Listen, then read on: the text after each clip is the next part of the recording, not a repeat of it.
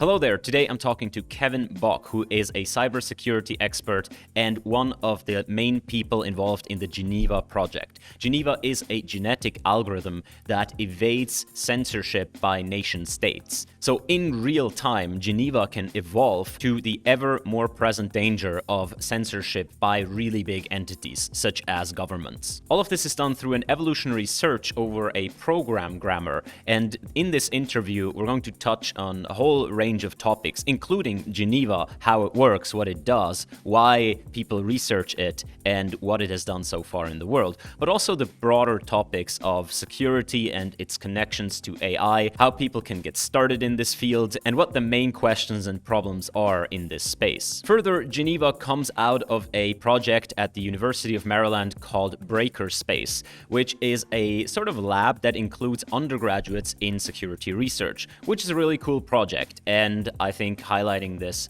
would be helpful to some people. Maybe you're at the university, you don't know this exists. Go there, take part. All right, without further ado, I want to give over to the interview and have fun.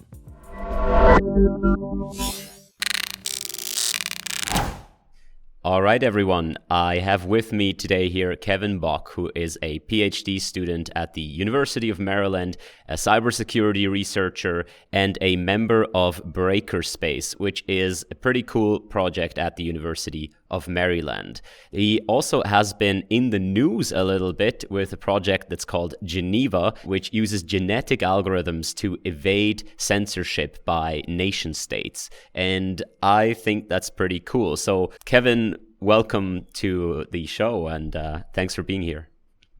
Thank you for having me. I'm excited to be here. So the goal of today, it's a little bit different because I'm a total noob at security. Most of the audience of this channel is into machine learning. Maybe some know about security, some know about the censorship apparatus that's in place around the world and what people do about it. I think most won't. So today I'll be asking mostly noob-ish questions, and we'll have you here to guide us through everything, to guide us through like what's happening in this world.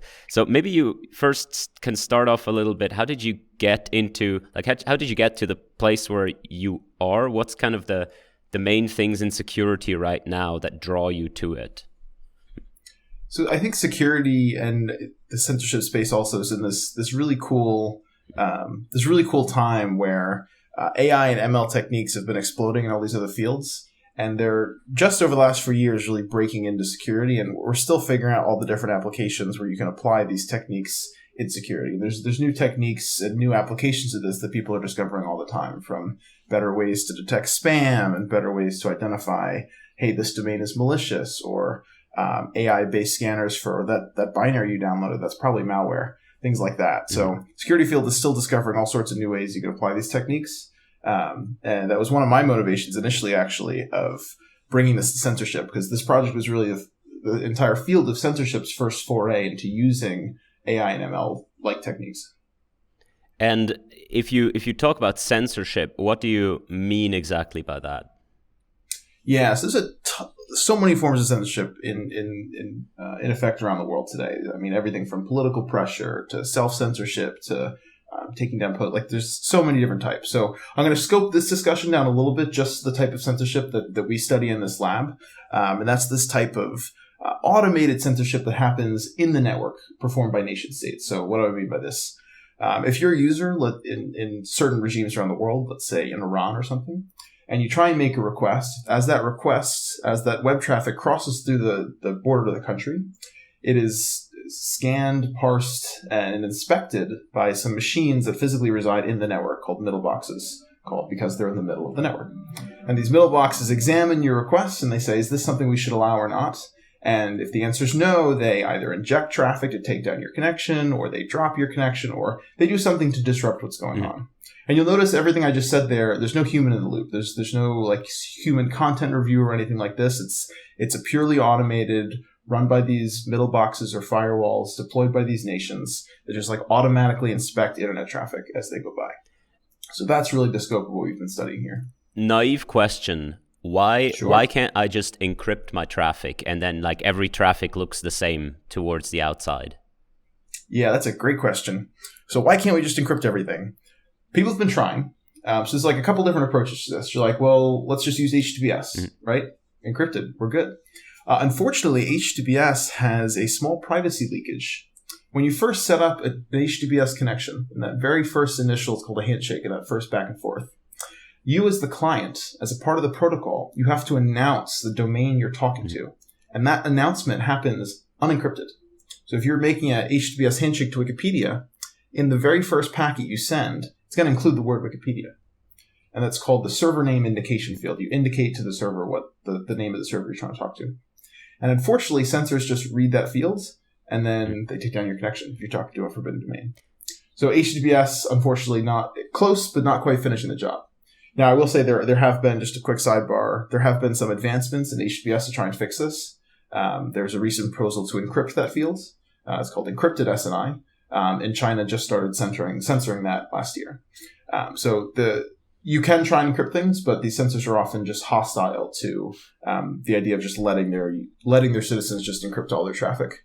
I guess it's a little bit like if everyone encrypts, like with HTTPS nowadays, everyone does it. So you can't conceivably block HTTPS, just because you don't like some traffic. But if there's a new type of encryption, you can probably it's probably only the people that have something to hide that use that type of encryption. So is a strategy that the rest of the world, as fast as possible, would use these techniques to kind of make that approach unusable?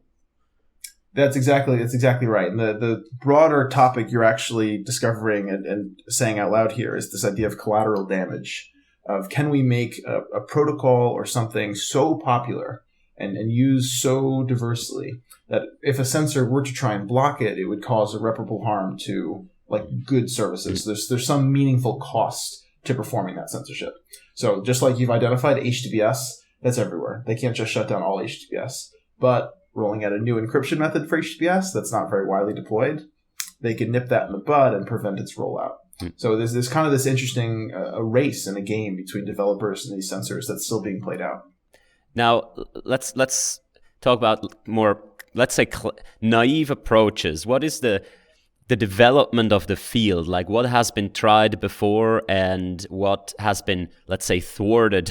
Or what's the cat and mouse game looked like in the past? I imagine different things, like there's Tor, there is, all kinds of things. There is probably things that everyone installs on their end, like VPNs and tunnels and so on. Like, what's been the general development over the years? Yeah, so the researchers and censors have been playing this cat and mouse game for 2 decades now, and it's kind of evolved and it's been playing out on multiple fronts. So you're exactly right. Tor has been a huge front on that war, if you will. Like, we've developed Tor and continued to advance it. Unfortunately, though, there are some limitations just to the Tor protocol, and censors can enumerate the Tor entry points basically and just block you. So once you get into Tor, you're generally great, but they try and lock you out. And there's been all sorts of techniques people have proposed, like maybe I can disguise my traffic to look like Skype, and then the censor's like, well, you didn't disguise it quite well enough, blocked. There's a whole interesting field of defeating censorship, or subfield, I should say, called packet manipulation-based censorship. And this is this idea where all our communication is happening via packets. And if you just tweak those packets in just the right way, you could cause the censor to miss you. And historically, that's also been something that's played out in this cat and mouse game, where researchers will study these censorship systems, and then they'll find a loophole, and they'll deploy it and use it, and then the censor's like, oh, I'll fix that. And then we're back to square zero. Yeah. So this game has really been continuing to play. I'll call one thing out real quickly about VPNs, because a lot of people, particularly those who have been to China, are like, I've been able to use a VPN, and it's been okay. VPNs in many places work, in many places they don't. There's a country in the news recently.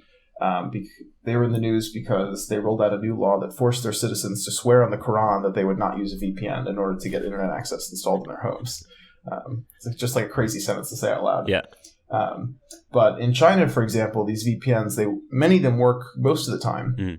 But what researchers have noticed is that around the time politically sensitive events are happening, or political, such as elections, things like this, a lot of VPNs will just mysteriously stop working. Yeah. And then after the event, they'll mysteriously start working again. And it kind of points to this broader idea that some of these countries may be sitting on more censorship capability than they deploy on a daily basis. And they have more power than they use. So this cat and mouse game may even be like the cat may even be stronger than we think it is. Yeah. This can you give us an idea of what this packet manipulation evasions look like? Because I imagine something you mentioned before, if there's Wikipedia in the header, I don't want my population to see Wikipedia, like that's it, right? What can I possibly manipulate there in order to get through such censorship? Yeah, so we can think about censors as our computers are sending packets around. You can imagine a lot of that communication like you're writing mail. And your packets are envelopes that are going through the network. And in order to have a communication with a server like Wikipedia, that's going to take a couple envelopes back and forth, right? And the censor's just like the postman in the middle reading all your letters. Unfortunately, that postman's got to process a lot of letters. And you can imagine something the scale of like China, you're dealing with a huge volume of traffic just at a constant basis. What that means is the censor can't just remember everything it sees. Okay, so for example, if it's trying to track that, hey, that person over there is trying to talk to that server over there, and that person over there is talking to that server over there, that state it has to maintain, right? The amount of state it has to maintain, it'll grow, and in the size of somewhere like China, it could grow pretty fast. So they have to be really careful about what they remember and the state they maintain. So you can imagine doing something like, let's say we're exchanging packets. There exists a type of packet called the reset packet. And these are normal packets. Our computers send these all the time. But they basically just exist to tell the other side, stop talking to me immediately. I'm hanging up the connection. So you can imagine doing something like, you and I are communicating. We're sending these packets back and forth. And I just slip one additional packet into the connection towards the beginning. And it's a reset packet. And I'll send that packet along. And when the postman sees that packet, he's like, well, these guys have stopped communicating. After this message, he's going to ignore him forever. And then he throws away the state he's maintaining about our connection. He forgets that we're talking. Because why would he need to remember anymore? He thinks we're done. And if I craft that packet in such a way that it won't make it to you, or you'll see it and ignore it, or something like this, then we'll be able to still communicate fine, right? Like our communication is unimpacted. But any other packets that go by, the censor's like, I don't know who this is. And you can get through. So this is like the broad strokes, this idea of packet manipulation-based censorship, where you're tweaking the packets that go by to try and basically trick the censor that's in the middle into letting you continue to talk. Now, do I see this correctly that there have been like a giant amount of these schemes proposed, and as you say, there's a cat and mouse game. One is being proposed, then they fix it, then another one, then they fix it. So that points to the possibility of what if we could have something dynamic, right? What if we could have something that by itself tries to invent new things? And that's where you went with Geneva. Do I understand that correctly? That's exactly correct. Yeah, you're spot on. Yeah, so over the years, there's been, I want to say dozens of these that have been proposed, and researchers have, it's exactly this cat and mouse game. They studied the censorship system. I mean, the censorship system's not public, so they're probing it. They're trying to take measurements. That's a lot of work. And then they get an understanding. They apply their good human intuition. They develop something cool and publish it. And the censor fixes it. And they don't tell you they fixed it. They don't publish a paper that's like, hey, we just fixed your bug. So it just resets us to square zero. And so the idea with Geneva, which stands for genetic evasion, the idea of this was, it's an algorithm that could kind of flip this process on its head. So instead of a human having to take the approach of let's understand how the censorship works and then defeat it, let's just have some AI or fuzzer or automated system just attack the censor, figure out ways through, and then give it to the human. And now, after the fact, my slow human brain can go figure out why that thing worked. And now my brain is no longer the bottleneck to helping people get through the censor. So how does this? You want to go a bit more into detail? I mean, it sounds great at the surface, but there's a reason, right? We need security researchers probing, making sense, and there's a reason that's the bottleneck. If I were just to be like, well, fuzz a bit, it's probably not going to work. So what does Geneva do that allows it to even be successful, where maybe humans take a long time or wouldn't be successful? Yes, there were a couple of pretty significant challenges when we first started in applying something like a genetic algorithm or really any AI to the space of censorship. And if you think about the way censorship works, it's not hard to imagine like why that's the case. Because if you think about a censorship problem, right? Like a query is either censored or it's not. It's just a binary decision. Yep. So it's not like your traditional ML or AI where you have this nice like gradient descent. There's no error you get back from the censor. The censor doesn't tell you like, hey, if you tweaked your query just a little bit, you're getting closer. Yeah. There's no gradient with which you could work. So that property alone rules out the majority of the ML field as far as approaches you can take. I mean, is there even a loss? Like you said, it's hard to detect if you even get through. How do you do that in the first place? How do you notice success or failure? Yeah, so in our case, you're exactly right. Capturing that could be difficult. What we do to make it easier on ourselves is we obtain machines inside these censored countries and directly try to request forbidden content. Yep. So Geneva trains directly against the censor, and we know we got it because when the censor takes action, it's kind of obvious. Yep. So Geneva will try and obtain some forbidden content while manipulating the packet stream. And then if it succeeds, great. If it fails, we'll know. Yeah. Right. So this idea of how do we apply ML, AI, some fuzzing to this space? Like, how do we build to this? There's a couple of main challenges towards doing that. The first is this total lack of gradient that I mentioned. And really that only leaves you with kind of a small number of approaches. And we chose to go down the route of let's use a genetic algorithm for this. There's some nice properties. It's easily explainable. You can understand how it works while it runs. It's a little less black boxy than something more like a neural net or something, or Markov or something like this. But if you want to build a genetic algorithm, you need a couple of things. You're seeing what some of these strategies look like right here. So if you want to build a genetic algorithm, there's a couple of things you need. You need some building blocks. Yeah. Something that the algorithm can compose and put together. And you need some way for it to put those things together. I mean, us humans as examples, as far as like genetics goes, we've got our DNA bases, right, ACTG, and we could put those together in DNA. For the genetic algorithm for Geneva, we needed to decide what makes sense for building blocks for the algorithm to use. And that alone is like an initial really huge challenge because you could be creative and you can think about a million different ways an algorithm could manipulate a packet, right?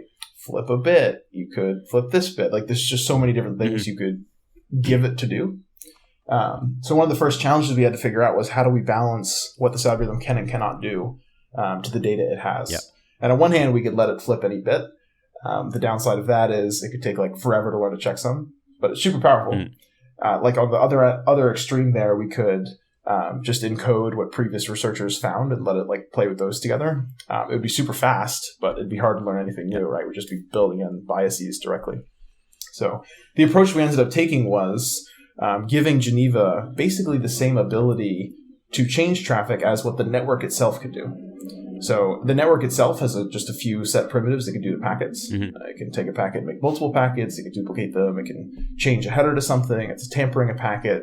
You can take a packet, break it in multiple pieces, fragmenting. You can take a packet, drop it, which is just basically deleting the packet. So we build out these building blocks and then allow it to compose these things together in trees. Yeah. So like syntax, you give it a syntax and it can assemble a little program out of this syntax, one we see right here. That's exactly correct. Can you walk us through what this particular thing does? Sure. This is kind of a fun strategy. So there's a few different components to a Geneva strategy. I'll break down the syntax for you real fast. What these programs look like. So the first component is this idea of a trigger. And the trigger is what's between the square brackets. Yep. So there's two triggers in this. It's TCP flags S and TCP flags R. And when Geneva is monitoring traffic, the trigger tells it which packet should I act upon. So this first trigger you see here says TCP flags S. Okay, so that means that whatever actions are attached to that trigger will run on any SYN packet it sees. S stands for SYN. And SYN means the start of my connection. So what this is going to do to that packet is the very first action we see is duplicate. So that means it's going to take that packet and make two of them. Now, duplicate, the syntax of this is it's one set of actions, comma, another set of actions. So you'll see the two actions you see here are tamper and then send. So the second duplicate, we do nothing to. So the second duplicate, we're just going to send on the wire. But to the first duplicate, what we're going to do is we're going to replace the flags fields in that packet with synac, SA, and then we're going to send that packet. So basically what this little program does is it sees outgoing syn packets to your computer, and it duplicates them to make 2 packets, and then replaces the flags in the first one with synac. Now, any networking person listening is like, this is clearly ridiculous. This never should work. Like, why would we even do this? Why are we talking about this? And what's going on here is that for certain censors around the world, synac is the packet that's typically sent by a server. It's never sent by a client. Yeah. So what's going on in this strategy is when the client sends a synac, the censor says, whoa, I must have missed something. This client is clearly a server, which means the server must be the client. Yeah. It reverses the roles of client and server in the mind of the censor. And as a consequence, when the client makes the real request, since the censor is processing packets differently between client and server, you're through. I see. So that's this idea of the strategy. So that connection in the mind of the censor is already established as here's a server, here's a client, and it kind of keeps that state for subsequent packages. More or less. Yeah, that's exactly it. Yeah. So this is an example of just one strategy in one of these programs so Geneva built this program itself, and it built this through the process of evolution. Yeah, and you've discovered, just to jump ahead a little bit, because we're not through yet with explaining exactly how it works, but you've discovered that Geneva will actually reproduce a lot of the common or known or already discovered things that researchers have proposed, right? Yeah, we had this really cool result initially where we set out to try and we wanted to, when we first developed this tool, kind of benchmark it against the rest of the fields. And that's kind of challenging because sensors have continued to evolve. Yeah. So what we did was we sat down in the lab and we implemented in the lab our best guess as to what our best implementation, I should say, as to what these sensors looked like based on what previous researchers found. And then trained Geneva against these mock sensors, and also trained it against the Great Firewall and real sensors where we could. And we found very quickly it was able to reproduce basically the entire field. Yeah. Every strategy a human had come up with, this also found, and it found them each pretty quickly. Cool. So it's really shown the power of automated approaches and AI and ML. Yeah. So you have let's get back a little bit. You have this syntax, right, Sure. that you can build trees from, which are valid programs in Geneva. This will modify the traffic somehow. Now, to say that most of this traffic will just not even be traffic, probably, like the connection will be somehow bad.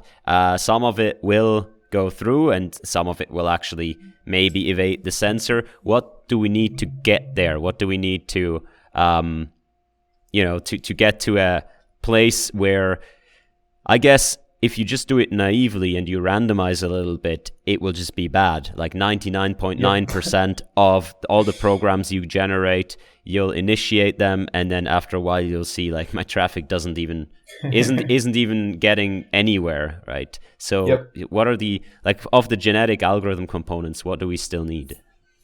Yeah, so we're building our way up to the genetic algorithm. We've got, just like you said, we got our building blocks. We got a way to put them together. We got a syntax that we can build these programs out of, and we can run these programs on network traffic.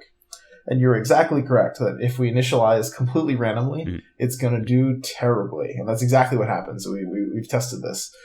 So where do we need to go from here now that we have this? So this kind of brings us to this idea of let's get evolution in the mix. So you can imagine the way this works is we have a big pool of strategies. Okay, we'll call this a population. And each of these populations, just take for granted for now that we have some diverse set of strategies in here. And we have a way to test them, right? We can try and make requests for something forbidden, and we can run these programs on those requests as we make them. So, for example, from inside of China, we can try and access Wikipedia. That's a censored resource. And we'll have these programs running on that connection. We'll just try and make that connection over and over again. And what we'll see is some of these strategies will destroy our connection. Some of them will just not work at all and do terribly. Some of them might keep our connection alive, and maybe if we get crazy lucky, one of them will defeat censorship. But for now, let's just say a whole bunch of them will just destroy our connection, and maybe some won't. What we have is a fitness function, and this fitness function, this borrows from a much broader space in ML and AI, but it's basically this idea of if you take some individual from the population, some individual strategy. How good is this thing? Survival of the fittest. Like, should this thing survive, basically, and continue to propagate its genetic material? So this was actually the second big challenge in applying AI and ML to the space of censorship evasion, of what on earth should a fitness function look like in this space? Because just like we talked about earlier, there's no gradient, right? And even coming up with like a loss function can be a little tricky. And I mean, even if like, sorry to interrupt, but if the fitness, no, you're good. Even like if the fit, I guess the fitness, is it anything else than zero? Like, okay, maybe some connections don't even work to like the server next to you. You can discard those. But other than that, the fitness is either doesn't reach the target or does reach the target. And if it does, you've kind of won, right? Like, how can you even get a meaningful signal? Is there a fitness in between 0 and 1? Yeah, so and part of what makes Geneva work is we've kind of shoehorned our way into getting fitness between 0 and 1. And specifically what we do is rule out those strategies that break your own connection. So that's kind of how we've gotten between 0 and 1. Because it's not technically 0 and 1. It's almost -1, 0, 1. Yeah. And -1 is Geneva shooting itself in the foot. Right? It's just like dropping all your traffic. Like, that's never going to work. And we shouldn't even bother exploring that space more. Right? Like, we're never going to go anywhere.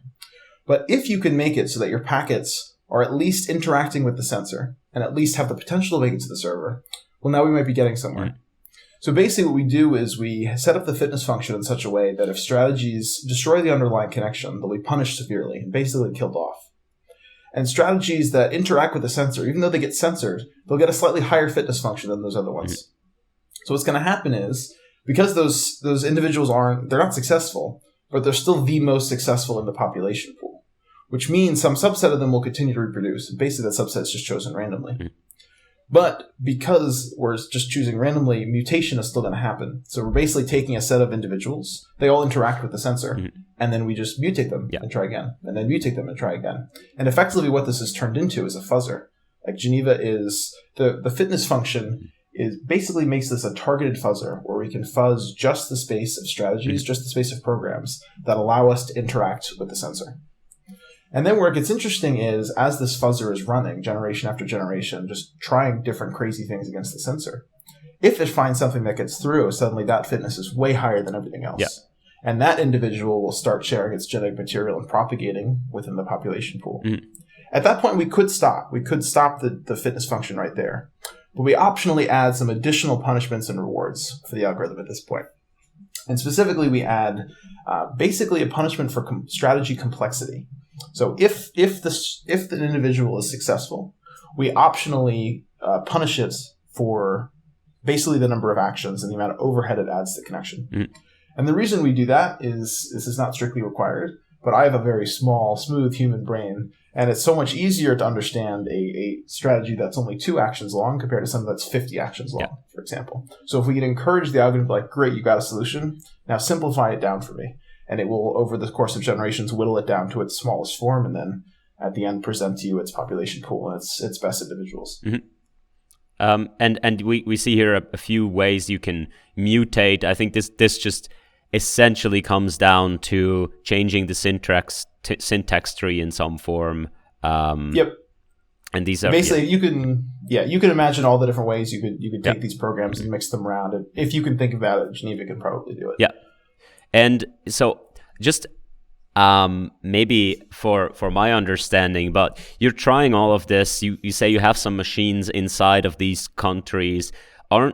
And I read some, like, obviously this is not going to work against IP blocking. Like, how do you not get IP blocked by them? If, like, I imagine there's like some weird traffic that's, hits my censorship wall all the time.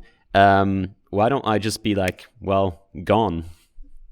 Yeah, that's a good question. And we get this question a lot, actually, and you're kind of pointing to this broader question of, like, what's the censor's response? Like, you're doing all these wacky, crazy, ridiculous things. I mean, there's a strategy in there that just lights up every TCP flag. Like, that packet shouldn't exist flatly. It has no meaning on the network.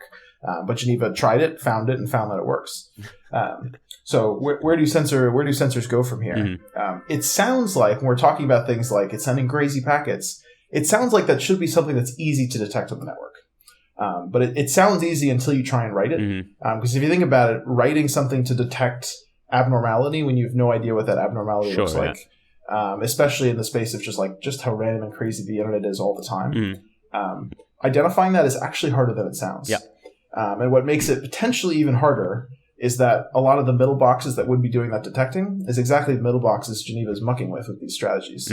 So it may be the case that their detectors are also getting screwed up. Whatever, an imaginary detector would also be getting screwed up by these same strategies. Yeah. So it's something they could take an action against, but we haven't seen any censors roll out something like this. Something else you could imagine, the existing fitness function we've just described for Geneva, it kind of assumes a static adversary, like an adversary that's not playing along, if you will. And it's also assuming an adversary that's not doing anything special to hunt it out.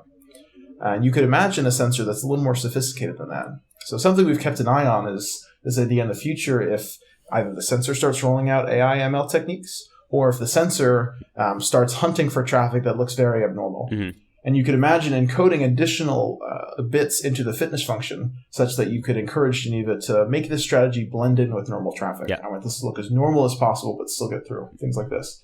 So you could imagine all sorts of modifications to the fitness function to make an algorithm like this a stronger competitor against an adversary that's also playing along. But we haven't seen the adversaries do that yet, so we haven't needed to.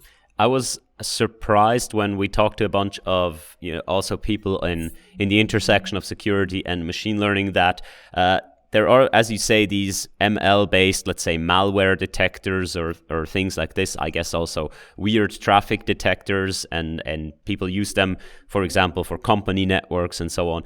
And these are, to my surprise, also, for example, vulnerable to adversarial attacks. So there's an entire new direction opening, which usually people imagine adversarial attacks like, I changed the image a little bit, and it's really this distinction between how the human sees it and how the machine sees it. But in malware it's like just bits, and I flip like very small number of bits. There's nothing like how the human sees it and how the machine sees it. It's so weird. But yeah, I think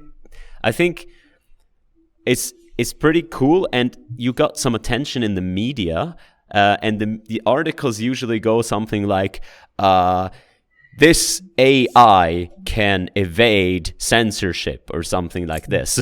And now, knowing that you use genetic algorithms, how do you think, how was your work received in the media? What do you think about it? Do you feel like they are kind of trying to put a few buzzwords in there, or were you happy with it? In general, pretty happy, and I've kind of been lucky to. I mean, even just discussions like this, where we can talk about the work in a deeper context than just like throwing buzzwords around. Like this is just an awesome way to kind of cut through that buzzwordy fanfare, if you will. Yeah. So I've been kind of lucky. You're always going to see buzzwords attached to things. That's always something like that. But yeah, I'd say overall it's been received positively, and things like this are really what help us get there. Cool. And just saying, the code for Geneva is available. It's on GitHub. Anyone can, I guess, look it up. Your builds fail right now. I just have to tell you. I'm sorry. Yeah, we're switching between CI systems and haven't finished the migration. Okay. I mean, nothing new here. So where is there? I mean, there is a lot of open space here. It seems the genetic algorithms are very cool. They're like a basis right here. Do you think there are more places where like machine learning techniques, especially you said, we kind of have to draw back from the gradient-based approaches, but there's definitely possibilities. If you think of something like, AlphaGo or something like this, it's a discrete game, but also, they work with neural networks that, for example, when you build your tree, your modifications that guide that somehow, that have an idea which of the modifications might lead to a better algorithm, to a worse algorithm, and so on. Do you see any sort of evolvement that could happen there? Definitely. When we first wrote Geneva, our goal was not to be the last AI approach to the space. It was to be the first and hopefully the worst. Yeah. It would be great if viewers out there, hey, take a crack at this. There's all sorts of new techniques out there just waiting to be applied. This space it's rich and it's interesting and it's impactful. Like, this is the kind of space where you discover something and get that out in the world. You're helping journalists and activists like right now. So we're really excited to see where this space goes and continues to blossom. So yeah, all sorts of techniques just waiting to be applied. And are you also actively investigating the censors side? Because I imagine that the more capable you are in censoring things, also the better you can research counter strategies.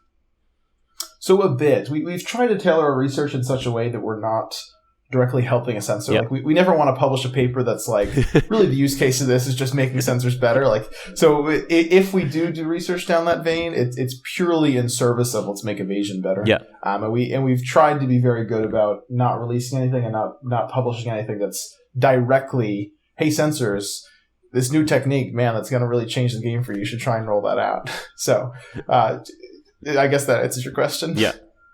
Yeah.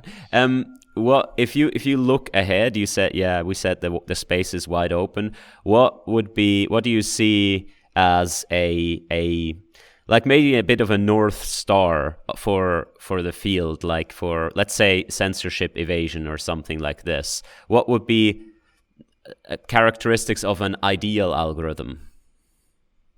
That's a really good question. An ideal algorithm, something to shoot for.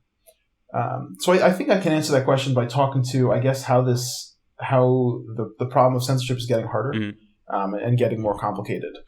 So as censorship is continuing to evolve, like this cat and mouse game exists. It's not just censors patching bugs. Like censors themselves are flatly getting more sophisticated. They're getting better. And one direction that we think censors will start exploring in the future is this idea of more personalized censorship. So instead of censorship policies being rolled out for their entire country, you could imagine a system where users with elevated social credit scores or different professions, things like this, could access different content online and be subjected to different forms of censorship. And in cases like this, something like just directly applying Geneva gets a little bit harder, because you can't just apply Geneva in one vantage point and help everybody, right? Like you need to suddenly have a way to reach more people and help more people at once.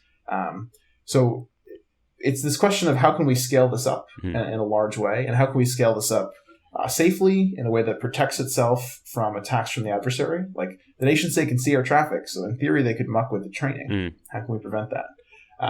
So in crafting this like ideal algorithmic circumstance, there's a lot of things you have to consider.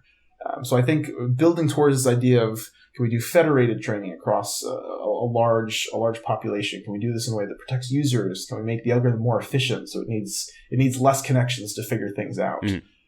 All sorts of things like this, I think, are really good goals to shoot for. And as more people, viewers, check this out, as more people like jump into this space and play with this, these are some of the problems they're going to be building towards. Is there any work on like screwing with the censors? Like I imagine that if I build an evasion attack that has like a really low hanging fruit of fixing it, and that fix in itself would somehow be, completely devastating, but I don't know it when I implement it. Is there work in this direction? So is there work in the space of mucking with censors? Definitely. Yeah. Crafting the kind of attack you describe is kind of tricky because we don't know what the censor's code looks like. Yeah. Now there is this idea of there are bugs and limitations that as they patch them may expose them to other attacks. So one quick example of this, if we go back to our analogy of we're sending letters back and forth, a common limitation that many less sophisticated censors experience is they can't, if I've taken a packet or I've taken a letter and I break into two letters, they can't put them back together. Yeah. Right? And that's like a huge limitation because it's really easy for me just to take a packet, split it up, and send it through. So to fix that, the censor, all it needs to do is remember every packet it sees and then stitch it back together based on the numbers on each of the packets. So that's like a simple fix to a limitation. But when you apply that fix, you open yourself up to the entire space of attacks of maybe I can sneak a letter in there that you think belongs halfway through the message, but it actually belongs at the beginning, or it actually belongs at the end, or it actually doesn't belong in that at all. And so you have, this is one example that we've seen in the wild where this idea of I need to fix a limitation, and by fixing the limitation, I've opened myself up to a dozen other potential attacks. So that definitely exists. I'm just thinking from my noobish understanding right here, how much of a problem is it that our protocols are rather fixed? I imagine if I had like a dynamic language where if I communicate with anyone, the first step would actually be to negotiate a protocol in a very dynamic way, right? That would sort of give me the possibility much more to, together with the person that I want to communicate with, negotiate something that could get around these censors in a completely adaptive fashion. Is that at all feasible, or is there some flaw?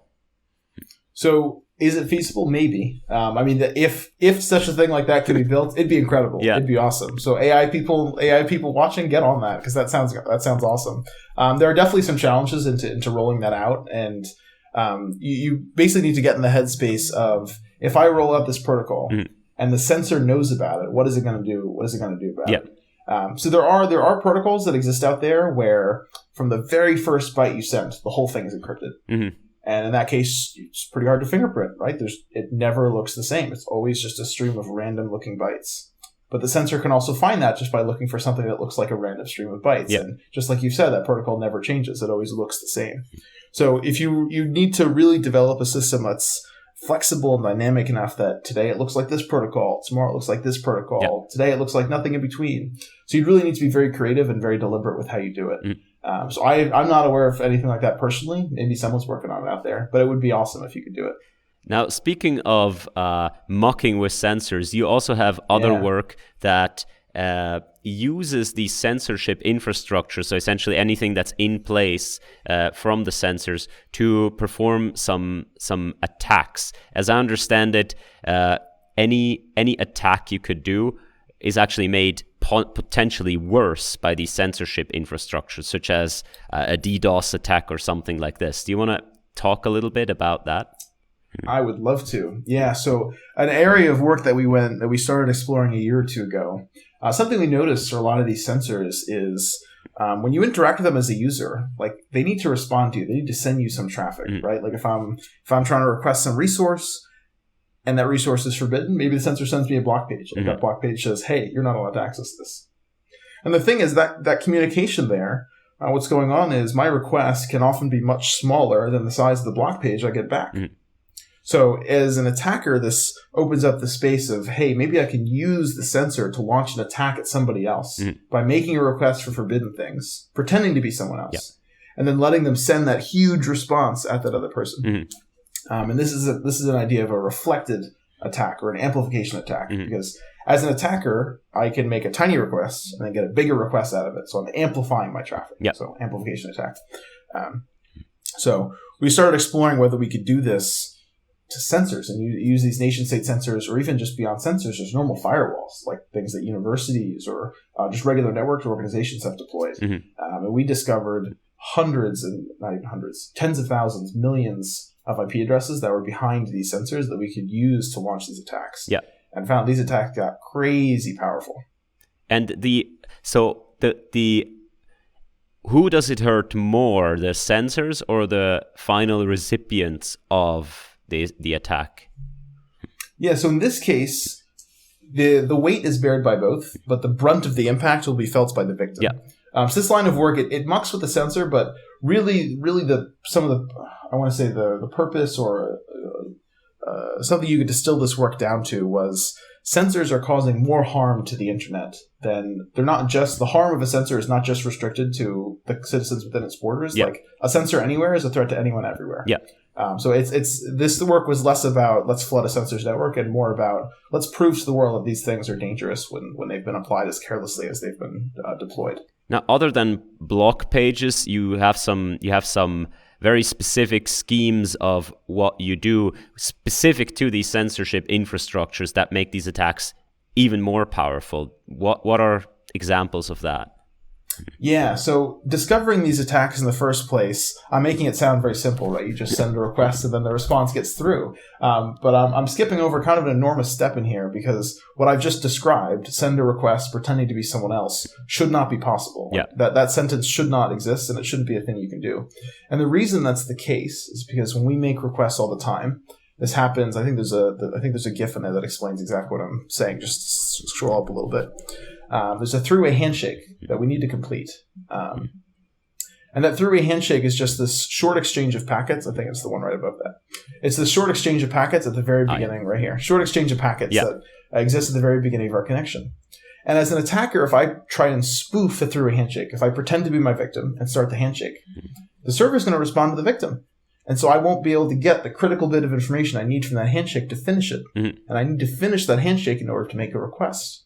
So throughout all of networking history, basically up until this paper, it's been assumed that TCP, this underlying protocol behind all these requests, is immune to these type of amplification attacks. Largely immune. There's a small caveat there, but it's not worth getting into. So how do we go about addressing this problem? We used Geneva and AI techniques. And basically, we replaced Geneva's fitness function. And we told Geneva, hey, you can talk to these censors, but instead of rewarding you for getting forbidden content, what we are going to do is we're going to reward you for getting content without establishing a connection. And we're going to reward you for getting the biggest content you possibly can. So kind of turning the fuzzer on its head a little bit and letting it explore the space of strategies that, A, confuses the middle box into responding, so tricking it into thinking we have a connection already. And then B, once we've tricked it, getting the biggest possible response we can. And so this is a second set of work that was really powered by the same Geneva genetic algorithm. And we were able to use the same set of the building blocks and primitives and programs that we had developed previously. We just applied them in a new way. And this is, if I understand it, it is not a weakness in TCP. Like if TCP were implemented correctly, Geneva wouldn't be able or shouldn't be able to find something around this. But this is specifically because these middle boxes are in there, right? Yeah, you're spot on. TCP itself is not the problem. It's the implementation of TCP. And that's partially why when we did this paper, we did this work, you can't just study TCP itself. You can't download the protocol specification, think really hard. Because that's not going to help you. You need to actually study real world sensors. So that's what we did. We took Geneva and we trained against hundreds actually of sensors around the world. And then took the results of that and we're able to scan the whole internet. We scanned the internet almost 50 times actually, IPv4 internet, with these different packet sequences that Geneva discovered, and effectively just attacked ourselves over and over and over again to see what kind of damage we could do. And how does that square? So before you said we're never going to release anything that helps the censor in any way, and now you're releasing a recipe for launching massive attacks on something, right? I usually think, any technology can be used for, with that, I could actually attack the censor directly, right? And just make their life miserable, using their own infrastructure, which is ironic even, right? I could use it to, DDoS the Red Cross as well. My perspective usually is that any technology can be used for good and for bad. But you've before said a little bit into the direction, we never want to publish anything that helps the censor. This seems to be different. What's different here? Yes, the difference here is, and I want to note that we didn't just discover these and just immediately put them out into the world. So we spent almost a year actually just doing responsible disclosure. We emailed every middle box manufacturer we could get in touch with and gave them advanced copies of our paper, advanced copies of this attack. We actually emailed, there's something called CERTs, country level emergency readiness teams. These are teams that exist in various parts of the world that are basically designated to respond to network events pertaining to that region. So we emailed all of them around the world. So we're just like, hey, that Chinese sensor you guys are operating, potential problem there. So we spent months and months working with DDoS manufacturers, CERTs, middle box manufacturers to try and patch these things and clean them up before this ever got out into the world. At the end of the day, this kind of runs into this broader responsible disclosure thing that a lot of the security field wrestles with, of if I never publish this, there's often no incentive for this issue to be patched. If there's no downside to the network, they don't need to patch it. And if someone else discovers it before this gets out there, then they can start using it without the world and the defenders knowing about it. So there's this really tricky line you got to toe almost of, I need to let everyone have as much time as possible to patch it, but they also need to know it's going to get out there to incentivize them to patch it. So with that in mind, we took the approach of let's take as much time as we possibly can. let's tell everyone, any invested party about this attack, how to patch it, how to fix it. We gave them scripts to test their own network. And then after several months had passed and we were confident that if they were going to take action, they already did, then we released the work. Yeah, cool. Yeah.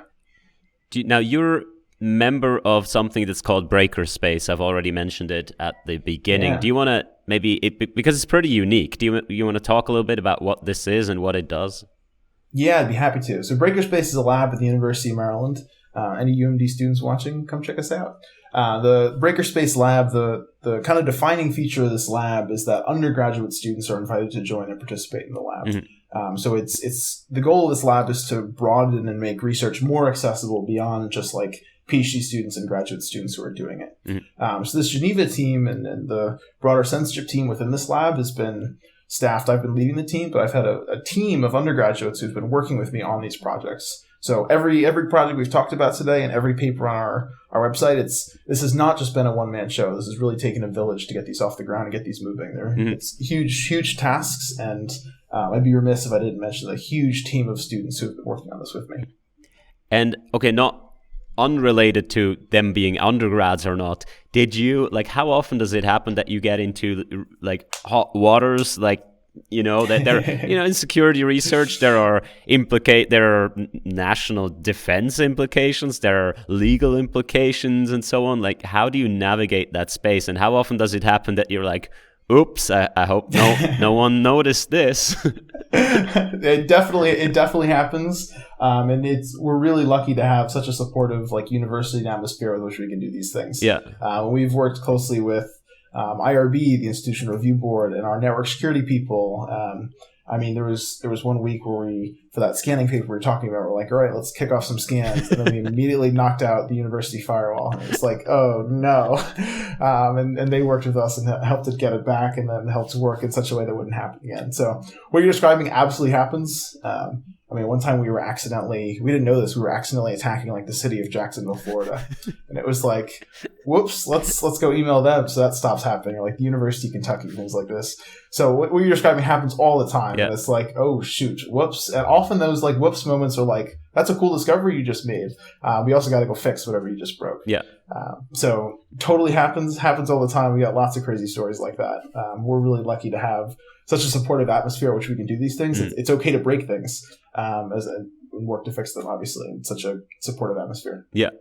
Where can people go if they want to get started in this space? Like, let's say I'm an AI researcher. I have a good understanding of whatever, reinforcement learning and evolutionary methods and genetic algorithms and all, but I've not much clue of security. Is there resources I can go to that you can recommend?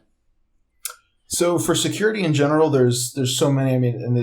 I'm sure there's 24 YouTube channels that could probably hook you up with like incredible. So maybe we can send someone and link some of those below or something. Mm-hmm. I wish I could say that there was like this amazing AI censorship. I want to say like censorship resource space where everyone can come to and learn how to apply AI to these techniques. Mm-hmm. Something like that doesn't quite exist, but there are great resources for learning about what censorship is happening in the world. So something like UNI. UNI is OONI. It's the Open Observatory of Network Interference. Mm-hmm. It's a spin out from the Tor team that monitors censorship all over the world. You can pull up their website later, but they can identify censorship in basically every country. It's run by volunteers, and it's an incredible organization. Mm-hmm. So there's all sorts of groups like this that are studying censorship, monitoring for censorship. So for people who want to break into this more specific field of censorship, there's all sorts of great resources. Censored Planet is another group run by the University of Michigan. Mm-hmm. They're an awesome team. They also publish all their data. Cool. So all these groups have this very open sharing, like hop on their website and they got lots of great resources, reports, data you can get your hands in. Mm-hmm. Excellent. Is there anything else you want to get the word out to machine learning and AI people? Big open questions, anything that you feel should be out there? Really just this whole space, like this whole idea of there's this entire space of you can apply these techniques to in a way that's immediately impactful, helping real humans on the other side and humans who kind of need this help. Like you have this potential to make a real immediate impact on the world. So it's a great space to get involved in. Excellent. Kevin, thank you so much for being here and bringing this a bit closer. I know more. I hope everyone else does too now. Yeah, thanks. Thanks so much for having me. This has been a blast. Excellent. Super appreciate it. Bye.